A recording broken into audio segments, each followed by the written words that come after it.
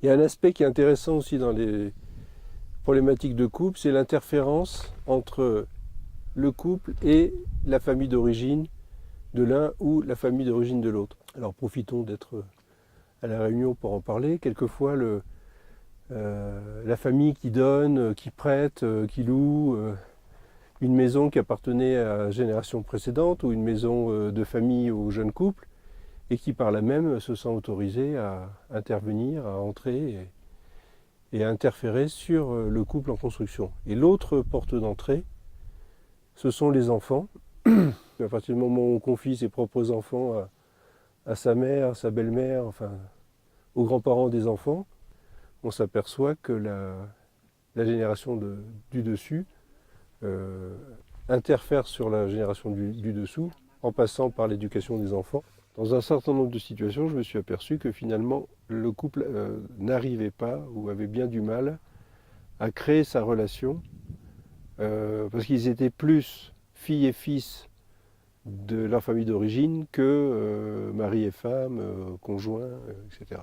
Et dans certaines familles, on entend dire que telle belle-fille, tel gendre est considéré par la famille du conjoint comme étant le fils ou la fille de la famille. Ça, c'est très sympathique au départ, mais ça devient très dangereux parce que le couple est phagocyté, absorbé par la famille de l'un ou de l'autre. Et au bout d'un certain temps, il ne faut pas s'étonner si ces deux personnes ont des difficultés dans la relation sexuelle, voire même non plus de sexualité, puisque si ma femme devient la fille de ma famille, elle devient ma sœur, et donc il s'agirait d'inceste. La plupart des couples ou des personnes considèrent la question de l'infidélité, c'est-à-dire le fait qu'il y ait une relation, peu importe laquelle, extérieure au couple et qui soit vécue comme une trahison par l'autre membre du couple, comme étant un problème en soi. En fait, pour le psychothérapeute, il s'agit d'un symptôme, c'est-à-dire c'est un signal d'un autre dysfonctionnement qui amène le couple à consulter. Donc pour nous, c'est plutôt une bonne chose.